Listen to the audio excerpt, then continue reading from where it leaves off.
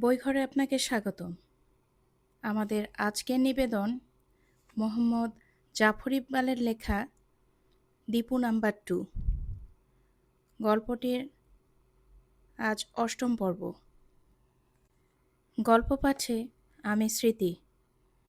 রাতে খাবার সময় দীপু তার আব্বাকে বলল, আব্বা, আজ রাতে আমাকে একটু বের হতে হবে। কত রাতে? 12:30টার দিকে। আব্বা অবাক হয়ে তাকালেন। এত রাতে কি করবি? দীপু একটু অপ্রস্তুত হয়ে বলল, একটা কাজ ছিল। চুরি করতে যাবি কোথাও? যাও, দীপু একটু ইতস্তত করে বলেই ফেলল। সেই চিতাবাঘের ব্যাপারটা। এখন আমরা আরও কয়েকজনকে দলে নেব, তাই সবাইকে বলেছি রাত 1টায় আসতে। যারা আসতে পারবে, বোঝা যাবে তারা সত্যি সত্যি আমাদের সাথে আসতে চায়। সবাইকে দলে নেব না। আব্বা একটু হেসে বললেন, খামোখা ছেলেগুলোকে তাদের আব্বাদের কাছে পিটুনি খাওয়াবি? কেন? বাহ, রাত 1টার সময় ছেলে যদি ঘর থেকে বের হয়, তাহলে আব্বারা ছেড়ে দেবে? এমনিতে হয়তো ওরা তোদের সিক্রেট বলে দিত না, কিন্তু কাল সকালে পিটুনি খেয়ে ঠিকই বলে দেবে। দীপু চিন্তিত হয়ে উঠল। সে এদিকটা ভেবে দেখেনি। সত্যি সত্যি এটা হতে পারে। তাহলে সর্বনাশ হয়ে যাবে। দুর্বল গলায় বলল আব্বা। কি? কি করা যায় তাহলে? আমি কি জানি? তোদের ঝামেলা তোরা মেটাবি। বলো না কি করি? হুম। আব্বা খাওয়ায় মন দিলেন। দীপু আব্বাকে চেনে, ওর ব্যাপারে কখনো কিছু বলেন না। নিজের ঝামেলা মেটাতে হয় ওকে নিজে। তোরা কি কোনো সভ্যতা টভ্যতা খুঁজে পেয়েছিস? কয়দিন থেকে যেরকম মাটি মেখে ফিরে আসিস, মনে হয় খোঁড়াখুড়ি পর্যন্ত শুরু হয়ে গেছে। আর কয়দিন আব্বা, তারপর বলে দেব সবাইকে। এখন জিজ্ঞেস করো না। ঠিক আছে, আমি শুধু বলছিলাম যে এসব জায়গায় খোঁড়া কিন্তু খুব কঠিন। যারা এক্সপার্ট তারা যদি না থাকে, সব নষ্ট হয়ে যায়। তাই নাকি? হ্যাঁ, আর বড় কথা যে যদি কোনো রকম মূর্তি টূর্তি পাওয়া যায়, তাহলে খুব সাবধান। কেন? একটু চোট লেগে ভেঙে যদি যায়, খুব খারাপ হবে সেটা। আর যদি স্মাগলাররা খোঁজ পায়, তাহলেই হয়েছে। কেন কেন?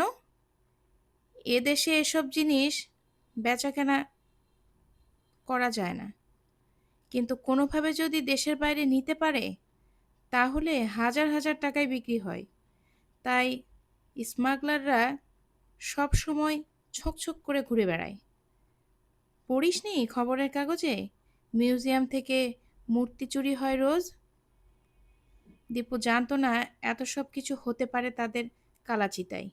ও ঠিক করলো পরের বার জামশেদ চাচা আসা মাত্র তাকে বলে দিবে কালাচিতার কথা। রাত 12:30টার সময় দীপু ঘুম ঘুম চোখে বের হয়। আব্বাকে বলে ঘরের চাবিটা নিয়ে নিল। রাতে ফিরে এসে যেন আব্বাকে ডাকাডাকি করতে না হয়, দরজা খুলে দেবার জন্য।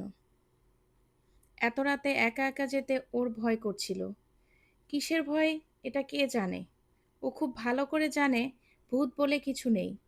আর শহরের ওপর তো বাঘ ভাল্লুক আসতে পারে না, তাহলে ওর ভয়টা কিসের?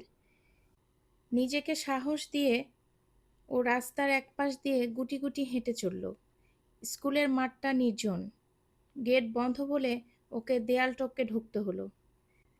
যেখানে এসে ওদের দেখা করার কথা, সেখানে গিয়ে দেখতে পেল একটু ছায়া জমাট বেঁধে আছে। সিগারেটের আগুন জ্বলছে, নিভছে। দেখে বুঝতে পারল ওটি তারিক। দীপুর বুকে তখন সাহস ফিরে এলো। তারিক চুপচাপ পা ঝুলিয়ে বসে আছে দেয়ালে। দীপুকে দেখে বলল, একা একা বসে থেকে বিরক্ত হয়ে গেলাম। এতক্ষণে আসলেন লাট সাহেব। 1টার সময় না আসার কথা? এখনো তো 1টা বাজেনি। তুই কখন এসেছিস? 12টা থেকে বসে আছি।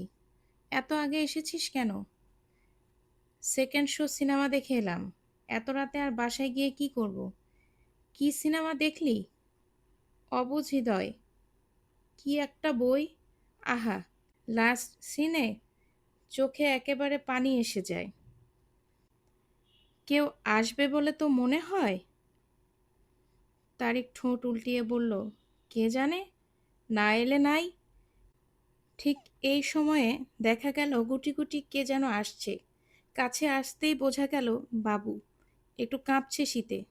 আস্তে আস্তে বলল, তোরা আছিস তাহলে? আমি ভাবলাম গুলপট্টি মেরেছিস নাকি, কে জানে। গুলপট্টি মারবো কেন? আসতে অসুবিধে হয়েছে নাকি? হয়নি আবার? আম্মাকে বলেছি, খালা যেতে বলেছে। রাতে না এলে বুঝবেন খালা আটকে রেখেছে। খালার বাসায় গিয়ে বলেছি রাতে ফিরে যেতেই হবে। এখন ধরা না পড়লেই হয়। ধরা পড়লে আর কি, মার খাবি? আর কি একটু।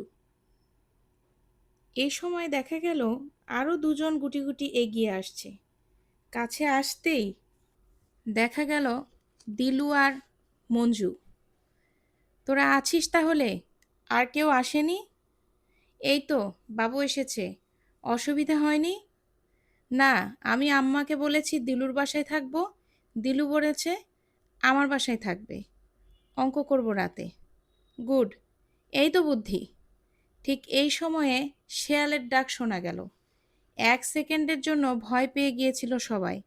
তারপরেই বুঝতে পারল ওটা মিঠু। এত সুন্দর শিয়ালের ডাক দিতে পারে যে আসল শিয়াল লজ্জা পেয়ে যাবে। ক্লাসে যখনই কিছু দেখাতে হয় ওদের ক্লাস থেকে মিঠু শিয়ালের ডাক দিয়ে শোনায়। ছোট ক্লাসের ছেলেরা ওকে দেখলে চেঁচিয়ে গান গায়, শেয়াল রে শেয়াল, এটা কি খেয়াল। মিঠু আসার পর সবার ভেতর একটু ফুর্তির ভাব এসে গেল। ধরা পড়লে কি বলা যাবে সেটা তৈরি করে নেওয়া হলো। মিঠুর বুদ্ধি, বলা হবে যাত্রা দেখতে গিয়েছিল। বাবু বলল, কি ভেবেছিস যাত্রা দেখতে গিয়েছি বললে আব্বা কোলে নিয়ে আদর করবেন? না, তা অবশ্য ঠিক। দীপু বলল, তবু সত্যি কথাটা না বললি আর কি, পরে যখন সব জানাজানি হবে তখন বললেই হবে। সত্যি কথাটা কি বল এবার, দাঁড়া দেখি আর কেউ আসে নাকি। শেষ পর্যন্ত প্রায় 10 জনের মতো এসে গেল। দীপু এতটা আশা করেনি। সবাই গোল হয়ে মাঠে বসলো। দীপু তারিককে খোঁচা দিয়ে বলল, তারিক বল তোর কালাচিতার ঘটনা। তারিক বলল, আমি কি বলবো, তুই বল। দীপু ওদের বলতে থাকে গোড়া থেকে কিভাবে কালাচিতা আবিষ্কার করলো তারিক, তারপর দুজনে কিভাবে খোঁড়া শুরু করলো আর কি সব আশ্চর্য আশ্চর্য জিনিস খুঁজে পেল। কি রকম রহস্যময় দালান মাটিতে বুজে আছে, কিভাবে একটার সাথে আরেকটা ভেতরের যোগাযোগ, কত কি যে আছে সেটা কে জানে। শেষে বলল, জামশেদ চাচা কি রকম পাগলের মতো হয়ে গেছেন জায়গাটা দেখার জন্য। গুপ্তধন যদি খুঁড়ে ওরা নাও পায়, জায়গাটা দেখার জন্য ওরা বিখ্যাত হয়ে যাবে রাতারাতি। সব শুনে ওদের দম বন্ধ হয়ে গেল উত্তেজনায়। সত্যি বলছিস তোরা? সত্যি? খোদার কসম? খোদার কসম। ঘর সুড়ঙ্গ আর মূর্তি? হুম। মানুষের খুলি? খুলি না হাড়, মানুষের না অন্য কিছুর কে জানে। তোর কি মনে হয় আছে গুপ্তধন? কে জানে সেটা, চল দেখে আসি। মিঠু সবসময়ই সব কিছুতেই বাড়াবাড়ি, তাই ও যখন রাতে 1টার সময় কালাচিতায় যেতে চাইলো দীপু বেশি অবাক হলো না, কিন্তু যখন দেখলো সবাই সাথে রাজি হয়ে গেল তখন ও ভারী অবাক হয়ে গেল। এখন যাবি কালাচিতায়? হ্যাঁ, অসুবিধে কি? বাবু বলল, বাসা থেকে যখন পালিয়েছি একটু সকাল ফিরে গেলে কি আর কম মার খাবো, তাই বলে এখন। ইতস্তত করে বলল, রাত 1টা 2টার সময়? রাতই তো ভালো, কেউ থাকবে না। তারিক একটা বড় হাই তুলে বলল, আমার বাবা ঘুম পাচ্ছে, আমি যেতে পারবো না। যাবি না মানে? আমরা রাত 1টার সময় কষ্ট করে এসেছি আর তুই ঘুমাবি মানে? দীপু বুঝতে পারলো এত উৎসাহ নষ্ট করা উচিত না, কাজেই তারিককে ঠেলে ঠুলে রাজি করিয়ে ওদের দিতে হলো কালাচিতার দিকে রওনা। রাতের বেলা গ্রামের রাস্তা ভারী অদ্ভুত। চারিদিকে গাঢ় অন্ধকার, তার মাঝে উঁচু সড়ক এঁকে বেঁকে গেছে ধান ক্ষেতের মাঝ দিয়ে। সড়কে এক হাঁটু নরম ধুলো, দুপাশে নাম না জানা বড় বড় গাছ বাতাসে শিরশির করছে। আকাশে ছোট একটা চাঁদ আর হাজার হাজার তারা মিটমিট করছে। দূরে বহু দূরে গ্রামগুলো অন্ধকারে মিশে আছে। চারিদিকে এত নির্জন, এত নীরব যে একটু একটু ভয় লেগে যায়। কালাচিতা বেশ দূরে, কিন্তু হেঁটে ওদের খুব বেশি সময় লাগলো না। পথে খুব বেশি লোকজনের সাথে দেখা হয়নি। যাদের সাথে দেখা হয়েছে সবাইকে বলেছে যাত্রা দেখতে যাচ্ছে। কেউ অবিশ্বাস করেনি। সত্যি নাকি খুব ভালো যাত্রা হচ্ছে এবারে। কালাচিতা পৌঁছানোর আগে দীপু মোমবাতিটি জ্বালাতে নিষেধ করছিল। অনেক দূর থেকে আলো দেখা যায়। ওরা সবাই মিলে অন্ধকারে হাতড়ে হাতড়ে এসেছে। তারিকের ভীষণ সাপের ভয়। শীতকালে সাপ বের হয় না শোনার পরও বাঁ হাতে শক্ত করে তাবিজটা ধরে রাখল। কালাচিতায় ঘুটঘুটে অন্ধকার, চারিদিক এত নির্জন যে কেউ কথা বলে সেটা ভাঙবে সাহস পাচ্ছিল না। কেন জানি ফিসফিস করে কথা বলছিল সবাই। একটু একটু বাতাস। তারিক সাবধানে মোমবাতি জ্বালাতে যাচ্ছিল। হঠাৎ দীপু খপ করে তারিকের হাত ধরে ফিসফিস করে বলল, সাবধান। কি? চুপ, একেবারেই চুপ সবাই, একটা কথাও না। সবাই চমকে উঠে কাছাকাছি সরে আসে। অন্ধকারে নিঃশ্বাসের শব্দ ছাড়া আর কোনো শব্দ নেই। ভয় পাওয়া গলায় দীপু বলল, ওই দিকে তাকিয়ে দেখ। সবাই তাকিয়ে দেখল কালাচিতার ইটের ফাঁক দিয়ে খুব সরু একটা আলোর ফলা বেরিয়ে আসছে। ভেতরে কে যেন আছে। সবাই ভয়ে কুঁকড়ে গেল। বাবু কাঁপা কাঁপা গলায় বলল, চল ফিরে যাই, আমার ভয় করছে। রতন প্রায় কেঁদে দিয়ে ভাঙা গলায় কি বলল কেউ বুঝতে পারল না। তারিক ঠোঁটে আঙ্গুল দিয়ে বলল, চুপ, একটা কথাও না। এরপর আস্তে আস্তে বলল, আমার গুপ্তধন চুরি করতে এসেছে, হারামজাদার মাথা গুঁড়ো করে ফেলবো না। তারপরে পকেট থেকে চাকু বের করে সে খুলে ফেলল। মাথা গরম করিস না তারিক, কতজন আছে তুই কেমন করে জানিস? আমি দেখে আসি। না না না, বাবু প্রায় কেঁদে দিল। ফ্যাচ ফ্যাচ করিস না। তারিক সত্যি সত্যি রওনা দেয়। দাঁড়া তারিক, দীপু ওকে থামানোর চেষ্টা করলো। হঠাৎ করে কিছু করিস না। আজকে আব্বা বলেছিলেন এসব ব্যাপারে চুরি করার জন্যে অনেক বড় বড় দল থাকে। মানুষ টানুষ খুন করে ফেলে এরা। তারিক ভয় পাবার ছেলে নয়। বলল, আমি খুব সাবধানে যাব। দেখে আসি ব্যাপারটা কি। তোরা এখানে দাঁড়া, আমি যাব আর আসব। সবাই চুপচাপ দাঁড়িয়ে রইল। তারিক অন্ধকারে মিশে গেল ওদের সামনে। অপেক্ষা করা খুব খারাপ ব্যাপার। ওরা প্রায় অধৈর্য হয়ে উঠেছিল।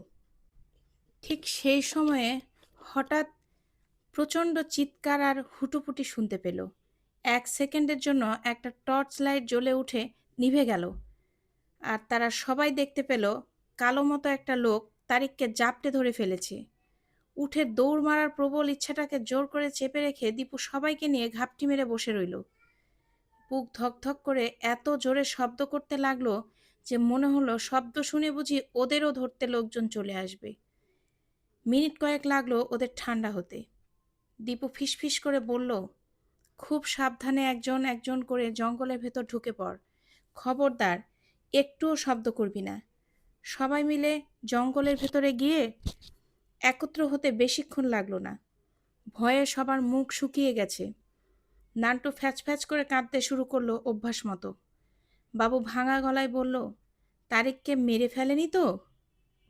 ভয়টা দীপুরও হচ্ছিল, কিন্তু দূর করে দিল জোর করে।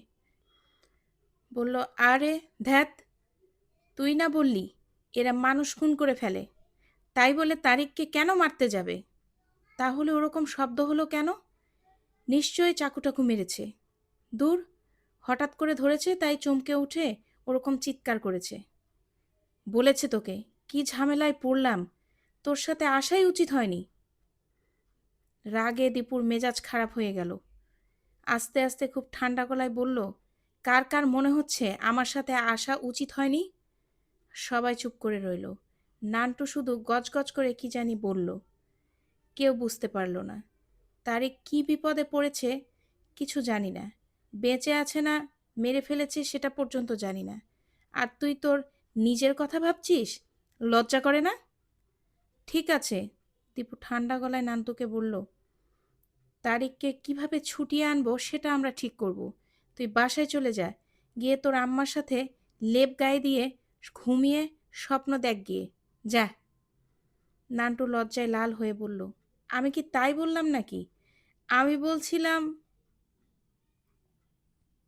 দীপু বাধা দিয়ে বলল, ওসব আমি বুঝি না। তারিককে ছুটিয়ে আনার জন্য এখানে থাকবি, না বাসায় যাবি? এখানে থাকবো। গুড। দীপু খানিকক্ষণ ভুরু কুঁচকে বলল, কি হচ্ছে না হচ্ছে জানার আগে আমরা কিছুই করতে পারবো না। জানবি কেমন করে? কারো যাওয়ার দরকার? তোরা তো চিনিস না জায়গাটা। আমি ভালো করে চিনি। আমি যাই। না না না না না, সবাই একসাথে বাধা দিল। মিঠু বলল, তারিক তো তাই করতে গিয়েই বিপদে পড়ল। কিন্তু কিছুই যদি না জানি তাহলে করব কি? বোঝাই যাচ্ছে কেউ এসেছে মূর্তি চুরি করতে। কতজন এসেছে তুই কেমন করে জানিস? সাজ্জাদ বলল, পুলিশকে গিয়ে খবর দিলেই হয়। কি বলবি তুই পুলিশকে? দীপু বলল, সেটা জানার জন্যই তো যাওয়া দরকার। কারা আছে কতজন আছে না জানলে পুলিশকে কি বলবি? বাবু মাথা নেড়ে বলল, কি দরকার?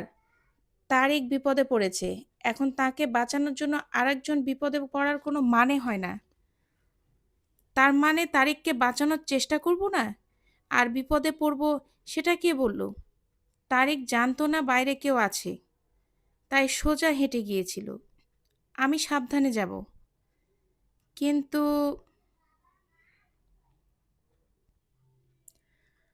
আজ এ পর্যন্তই। মোহাম্মদ জাফর ইকবালের দীপু নাম্বার 2 গল্পটির ৮ম পর্ব আজ। পরবর্তী অংশ নিয়ে পরবর্তী পর্বে আসব। গল্প শুনুন, ভালো থাকুন। ভালো লাগলে সাবস্ক্রাইব করুন, লাইক কমেন্ট করে জানাতে পারেন, শেয়ার করতে পারেন। ধন্যবাদ।